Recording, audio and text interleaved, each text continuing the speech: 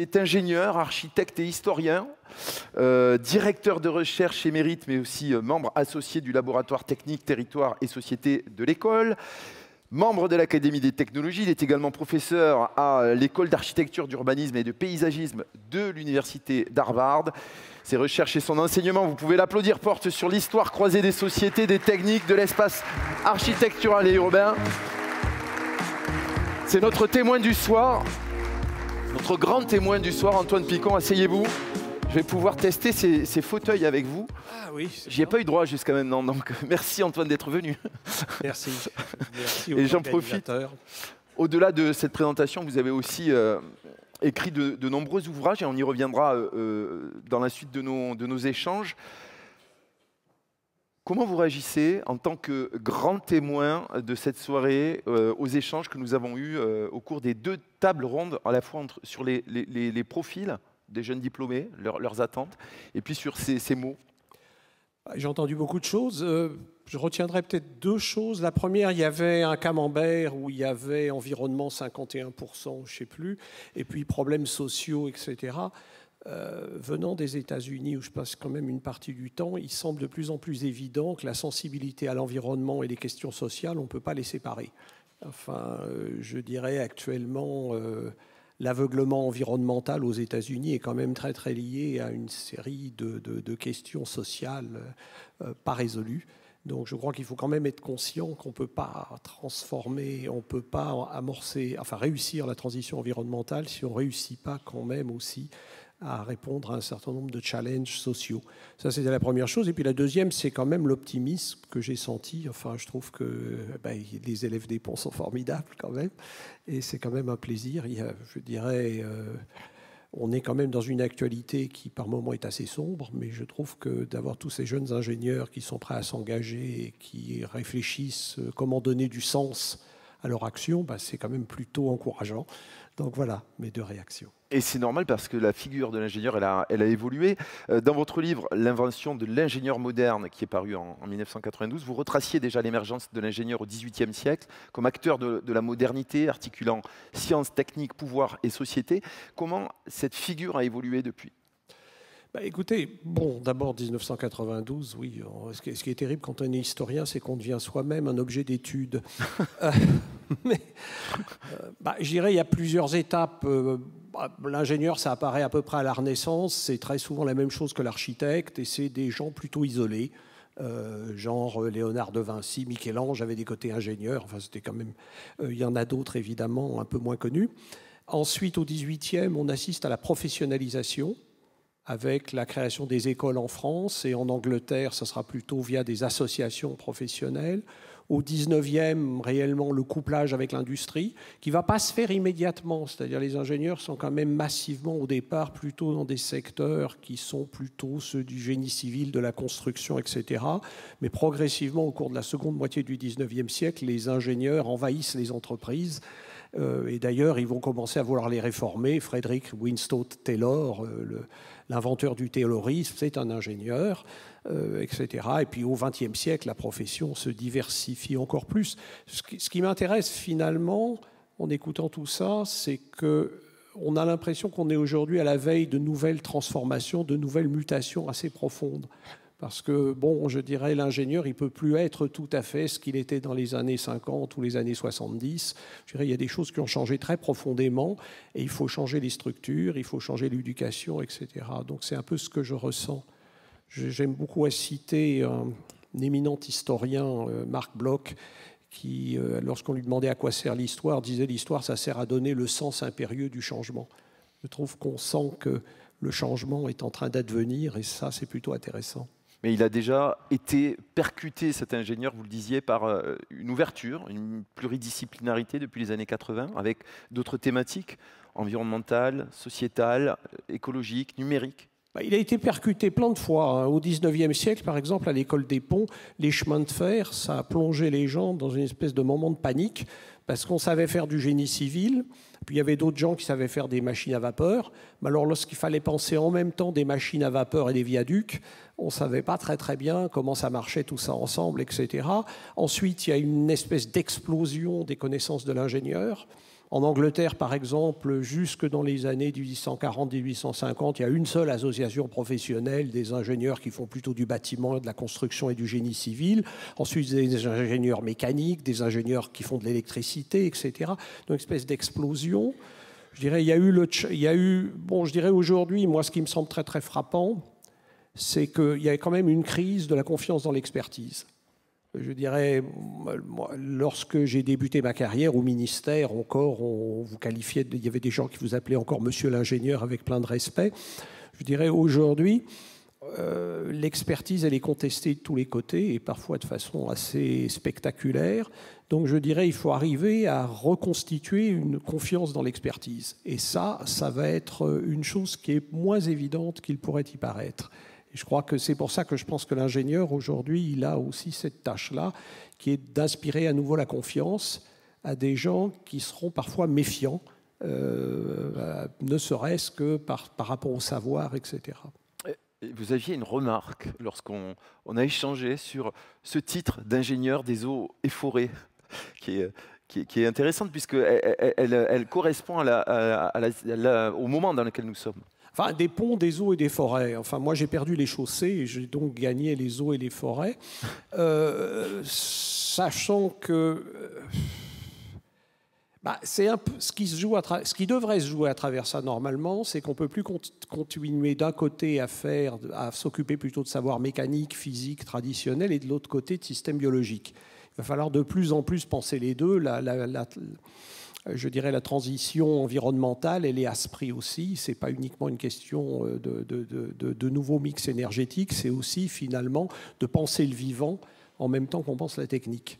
Et ça, on est encore assez mal armé. Enfin, je dirais le corps des ponts, des eaux et des forêts. Il y a quand même les ponts d'un côté et les eaux et les forêts de l'autre. Et on n'est pas trop arrivé. Je suis quand même quelqu'un, j'ai écrit un livre admirable sur ville et nature, mais je suis à peu près incapable de reconnaître un arbre d'un autre. Donc j'ai un très fort déficit en matière de forêt.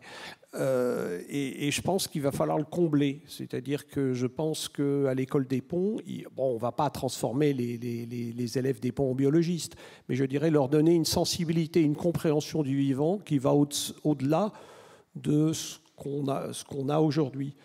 C'est quelque chose qui existait autrefois. Au XVIIIe siècle, vous ne pouviez pas être ingénieur sans connaître la nature des arbres, sans comprendre des choses sur les milieux vivants. Il y avait beaucoup de marécages un peu partout, etc. Il fallait quand même un peu comprendre comment ça marchait, tout ça, etc. Il y a des cartes là-haut qui témoignent assez bien de cet intérêt des ingénieurs pour la nature. Je crois qu'il faut le ressusciter aujourd'hui sous de nouvelles formes. L'ingénieur, on l'a compris, doit avoir un rôle hybride entre technique, société, environnement. Vous aviez déjà dans vos ouvrages Smart Cities en 2013, je sais que c'est moins oui, c'est plus récent. Ça prouve que je suis resté vivant jusqu'à récemment. Vous remettiez en question l'idée de la technologie que la technologie seule pouvait rendre la ville intelligente. Et récemment, dans vos derniers ouvrages, Matérialité de l'architecture et nature urbaine, vous avez interrogé la place de la matière, du vivant, vous venez d'en parler, et de l'environnement dans l'acte de construire. Repenser ce rapport entre technique et nature aujourd'hui, ça passe par quoi ? Ça passe par plein de choses. Enfin, peut-être deux choses. La première, c'est que la critique du techno-solutionnisme, des fois, m'énerve, parce que la technique, c'est fait pour trouver des solutions. Donc, une technique qui ne trouve pas des solutions, c'est quand même un peu problématique. Et à la fois, il faut être effectivement conscient que la technique ne résout pas tout, que parfois elle déplace simplement les problèmes, etc. Donc je dirais, il faut à la fois être fier de la technique et continuer à la cultiver, et en même temps reconnaître de plus en plus ses limites. Et c'est un jeu un peu compliqué. Bon, je dirais, ça passe par quoi aujourd'hui tout ça ? Bon, je dirais une meilleure compréhension quand même un peu du monde qui nous entoure. Enfin, je fais partie des gens qui pensent que l'ingénieur aujourd'hui, il fait, qu'il le veuille ou non, de la politique. Ce que je disais, ce que j'ai essayé d'écrire sur les smart cities, c'est que les smart cities, c'est pas uniquement un problème de plateforme, de capteurs, etc. C'est un problème politique. Dans quelle ville veut-on vivre ? L'ingénieur aujourd'hui, c'est quelqu'un qui va contribuer à définir le cadre dans lequel vont vivre les gens. Donc, de quelle société voulons-nous, etc. Et il ne faut pas croire que parce qu'on est ingénieur, on va y échapper. Il n'y a pas de domaine d'objectivité absolue. Alors une autre chose, j'étais assez frappé par un bouquin qui m'a assez énervé, mais en même temps qui était assez intéressant, d'un biologiste, Olivier Armand, qui a écrit quelque chose, un petit bouquin pour une espèce de critique, ce qu'il appelle la critique de la performance. Et ce qu'il dit, qui me semble intéressant, c'est que bon, là où les ingénieurs ont cherché à tout prix à optimiser, et le terme est revenu des tas de fois ce soir, la nature n'est pas très optimale. Elle est plutôt robuste, avec des fois des redondances, etc., etc. Et il dit finalement, peut-être que la pensée technique de l'avenir, ça sera plus une pensée dans laquelle on optimisera un peu moins, on sera un peu plus redondant, parce que la redondance, c'est ce qui permet de s'adapter. Et y compris à des scénarios imprévisibles, parce qu'il faut quand même aussi, ce qui semble quand même assez clair, c'est que les choses imprévisibles vont se multiplier, donc du climat à bien d'autres aspects. Donc je dirais penser la robustesse, qui n'est pas forcément, je dirais, on était plutôt à la quête des solutions les plus élégantes, les plus minimales, etc. Peut-être qu'il faut un peu revenir là-dessus. Bon, ça fait partie des choses auxquelles il faut peut-être réfléchir. Donc changer un peu de modèle épistémologique. Avec l'industrialisation, on a essayé de mettre la main sur la nature. Aujourd'hui, on arrive à des formes hybrides. Vous m'aviez parlé notamment de la décharge de New York. Ah oui, oui. C'est un exemple. Ça, c'est autre chose. Ça, c'était mes moments un peu noirâtres. Ça a été la plus grande décharge urbaine du monde, ça s'appelle Fresh Kills, c'est sur Staten Island. Quelque chose d'absolument colossal. La ville de New York a déversé presque toutes ses ordures pendant plusieurs décennies dans cet endroit. Donc elle était d'une hauteur supérieure à la Statue de la Liberté lors de sa fermeture. Oui, c'est des mètres et des mètres d'ordures. En 2001. Et aujourd'hui, on a quand même réussi à la transformer en réserve écologique, où les oiseaux s'arrêtent, etc., etc. Mais ça a un prix, c'est-à-dire qu'on n'a pas enlevé les mètres d'ordures, on vit dessus. Donc il y a des membranes qui permettent de filtrer, etc. Et puis vous avez des trucs pour évacuer les gaz liés à la décomposition. Et puis il a fallu penser quand même le jardin avec quand même il va y avoir des effets de tassement bien supérieurs à des sols traditionnels. Tout ça pour dire que ça va un peu dans le même sens. C'est pas optimum, Fresh Kill. C'est une espèce d'adaptation du mieux qu'on a pu à une situation qui, à la base, est assez terrible, mais qui permet de rendre un endroit de Staten Island habitable. Et je pense que l'ingénieur de l'avenir, c'est aussi des situations comme ça, face auxquelles il va se trouver. Au XVIIIe siècle, l'ingénieur, il jetait des ponts dans des endroits encore de nature magnifique, etc. On va travailler très souvent dans des endroits un peu contaminés, un peu complexes. Il va falloir faire avec. Et puis articuler finalement une certaine dégradation irréversible finalement de la planète avec la capacité à réinventer une habitabilité. Donc, c'est mes moments un peu sombres. C'est la question du compromis acceptable. C'est ça qui se dessine aussi ? Oui, alors sachant que les ingénieurs, il y a un très beau texte de Le Chatelier du début du XXe siècle, éminent ingénieur des mines, etc., qui dit les ingénieurs, ils sont très forts en sciences et en technique, mais pas très bons en négociation. Et il faudrait vraiment leur apprendre la négociation. Ça reste, bon, c'est moins vrai aujourd'hui, mais ça reste un petit peu vrai des fois que les ingénieurs préfèrent en général les solutions bien claires, à force d'avoir fait des sciences, aux solutions en grisé qui sont pour la plupart ce qui se passe dans une société. Les choses sont assez grisées. On parlait tout à l'heure des politiques environnementales. Voilà un domaine où un certain flou et un certain grisé, c'est ni noir ni blanc. Et il faut apprendre à s'insérer et à faire avec ces choses-là. Ça aussi, je dirais, c'est une rupture. Bon, c'est pour ça aussi qu'on essaye d'enseigner quelques rudiments de sciences sociales dans les écoles d'ingénieurs. Ce n'est pas pour faire des sociologues, mais c'est pour que les gens réalisent à quel point le social, c'est une espèce d'épaisseur, c'est un peu visqueux des fois, et il faut apprendre à travailler dedans. Ces débats qui, aujourd'hui, on l'a vu tout à l'heure, j'allais dire agitent, mais finalement sont là, au cœur des écoles. Est-ce que c'est normal qu'ils se tiennent au cœur des écoles, justement ? S'ils ne se tiennent pas dans les écoles, on se demande où ils vont se tenir. Enfin, je pense que bon, ce qui est intéressant à l'école des ponts, ce qu'on a vu ce soir, c'est aussi le continuum entre école et entreprise. C'est-à-dire que ce n'est pas une institution académique qui existe toute seule, indépendamment du monde réel. Mais je crois que c'est vrai aussi, bon, pour la partie américaine de ma vie, les écoles d'architecture, d'urbanisme et de paysage se posent beaucoup de questions. qu'est-ce que c'est que faire de l'architecture aujourd'hui, etc. J'ai entendu tout à l'heure quelqu'un qui disait, bon, faut-il faire ou ne pas faire l'éolienne? Actuellement, une des grandes questions dans beaucoup d'écoles d'architecture autour du monde, c'est quand faut-il construire et quand ne faut-il pas construire? Ça agite beaucoup, etc. Est-ce qu'il y a des critères? Comment on peut décider de ces questions un petit peu compliquées, etc. Donc je crois que oui, les écoles doivent être des lieux de débat, ne serait-ce aussi que c'est parce que là on trouve les jeunes générations qui en général ont des idées différentes de celles des générations qui les ont précédées. Je pense que, bon, autour des années 2000, toujours l'historien chez moi, les élèves des ponts étaient très différents sur ces sujets environnementaux qu'ils le sont aujourd'hui. Il y a eu une évolution absolument massive en 25 ans. Aux États-Unis, c'est à peu près pareil. On a beaucoup d'élèves chinois dans l'école où je suis aux États-Unis. Les élèves chinois qu'on avait autour des années 2000 sont plus du tout les mêmes que ceux qui arrivent aujourd'hui. Donc je pense que les écoles, c'est aussi un peu des sismographes, des changements générationnels. On entendait tout à l'heure également les jeunes parler de l'innovation et remettre en question l'innovation à tout prix. Oui, c'est là où je reste un vieux réac. C'est que je pense que quand même, c'est pas mal d'inventer et d'innover malgré tout, hein, parce que faut quand même être clair, pour l'instant, on va plutôt dans le mur sur un certain nombre de sujets. Enfin, là aussi, on est passé quand même de l'objectif 2 degrés en 2100 à l'objectif 4 degrés pour le changement climatique. Bon, il va quand même falloir inventer des choses. Alors, c'est vrai, alors ça rejoint ce que je disais tout à l'heure, une invention qui n'est pas connectée à des questions sociétales, ça ne va pas marcher. Ils disent pas non à l'innovation, ils disent non à l'innovation à tout prix. C'est-à-dire, à un moment donné, concentrons notre intelligence sur des innovations véritablement utiles. Oui, sachant qu'il ne faut pas non plus... Enfin bon, tout le monde fait un peu son greenwashing, le monde académique comme les entreprises. Bon, les entreprises cherchent encore à faire de l'argent, c'est normal d'ailleurs. Enfin, elles ont des salaires à payer, il ne faut pas exagérer. Donc, c'est complexe, en fait, de ne faire que de l'utile. Bon, des fois, certains marchés sont irrésistibles, même s'ils ne sont pas complètement utiles.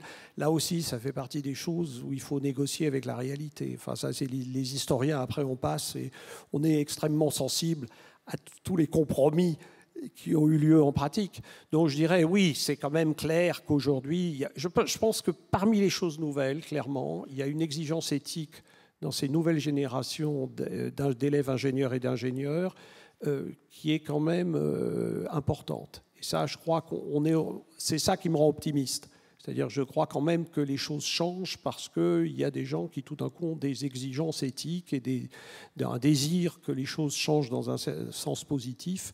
Et ça, ce qui est d'ailleurs un phénomène assez planétaire. Bon, même si en France, on est peut-être plus radical sur la transition écologique que dans d'autres pays, c'est quand même assez planétaire. Ça se heurte, cela dit, à beaucoup d'inertie, à beaucoup d'incompréhension aussi dans certains segments de la société. Il faut aussi en être conscient. Pour vous, l'ingénieur n'est pas qu'un technicien, c'est une figure culturelle, politique, productrice de vision du monde, notamment à travers les grands projets d'infrastructure, vous en avez parlé tout à l'heure, ou d'aménagement, et finalement, aujourd'hui et demain, de gestion des transitions. Il y a effectivement cette dimension éthique et politique qui est encore plus prégnante aujourd'hui qu'hier. Hein. Oui, c'est clair, et les entreprises se sont adaptées. Moi, je suis très frappé par le nombre de discours dans les entreprises aujourd'hui sur l'ingénieur citoyen. Et en fait, si ça s'est quand même imposé, c'est que ça correspond aussi à une attente. Si on veut finalement recruter des jeunes diplômés intéressants, il faut aussi finalement leur montrer que leur action peut aller dans un sens sociétal positif.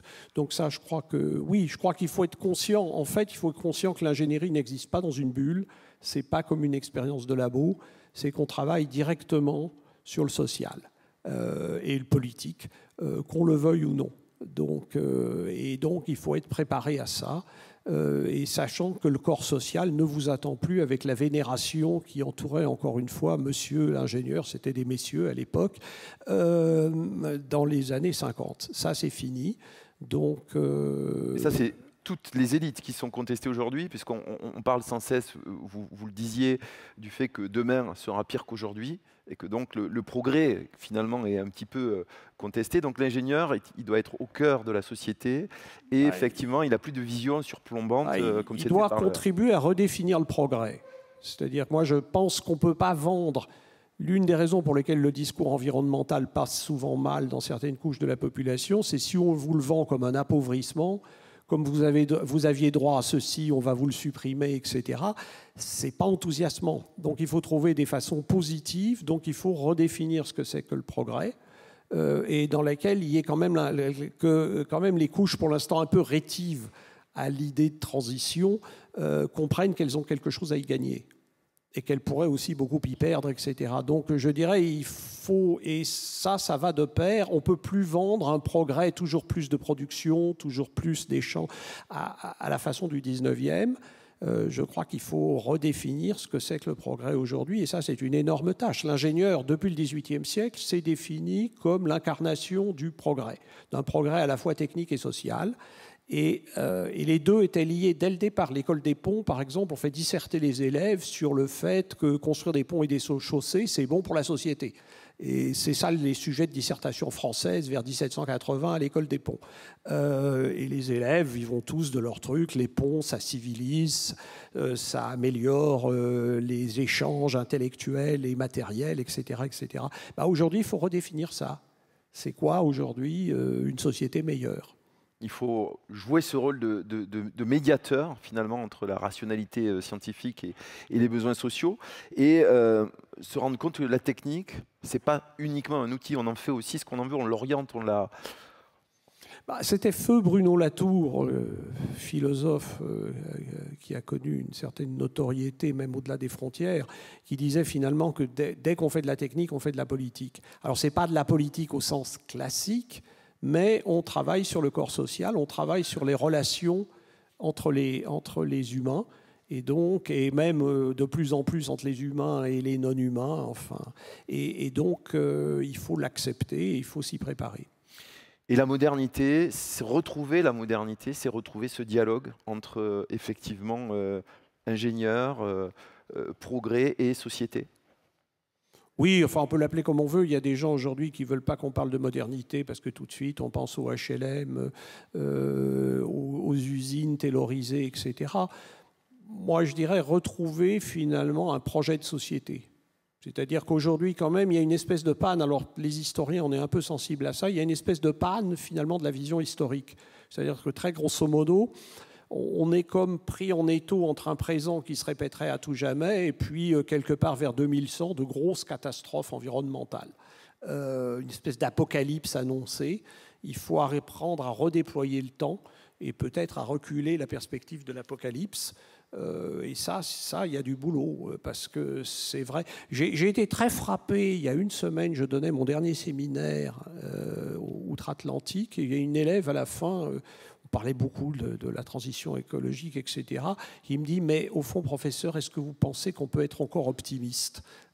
Et bon, alors ce à quoi, évidemment, je lui ai dit que oui, mais je pense que c'est peut-être un des rôles de l'ingénieur aujourd'hui, c'est d'apprendre finalement, de donner une leçon d'optimisme dans des sociétés dans lesquelles, bon, je dirais, on a quand même, il suffit d'ouvrir n'importe quel journal, les perspectives apocalyptiques ne manquent pas. Donc, redonner finalement, et puis finalement redéplier l'histoire pour dire que peut-être que le progrès, ça peut exister, peut-être que demain sera différent d'aujourd'hui, mais pas forcément une catastrophe abyssale. J'allais vous poser la question de votre dernier message, mais j'ai l'impression que c'est... Oh oui, on peut s'arrêter là. Je pense que tout le monde a envie d'aller boire un coup. Hein. Merci Antoine Picon, merci beaucoup. Et on va discuter avec vous autour d'un verre après. Merci. Il est temps... Il est temps de conclure cette 7e soirée des ponts 2025. Il était question ce soir d'histoire, d'évolution, d'éthique, de transition. Et s'il y avait une chose à retenir plus que jamais, vous l'aurez noté, c'est ce besoin de faire sens ensemble. C'est important aussi de rappeler que cette soirée, elle symbolise toute la complémentarité de l'action, de la fondation, de l'association, des anciens élèves et de l'école. C'est un événement qui est coordonné, co-organisé par la Fondation des Ponts Alumni et la Fondation et Ponts Alumni et qui est soutenu en permanence par l'école, vous le savez. Je dois vous rappeler 2-3 choses malgré tout. 1. Si vous voulez contribuer au rayonnement des ponts, rendez-vous dès maintenant ou demain sur le site de la Fondation www.fondationdesponts.fr ou sur le site de Ponts Alumni pour régler votre adhésion. J'ai entendu les tarifs tout à l'heure. Et marquez votre fierté d'appartenir à cette communauté qui débat sur les enjeux actuels et à venir. Profitez du cocktail pour vous balader au travers des expositions proposées par nos partenaires, Meridiam, Tractebel, ADP, mais aussi l'École des Ponts. Vous retrouverez notamment, comme quoi ça a du sens, l'expo sur les femmes ingénieurs qui fait écho à la soirée des ponts de l'an passé. Et avant de se quitter, puisqu'ils ont construit pas à pas cet événement, je voudrais remercier Xavier Dubrac,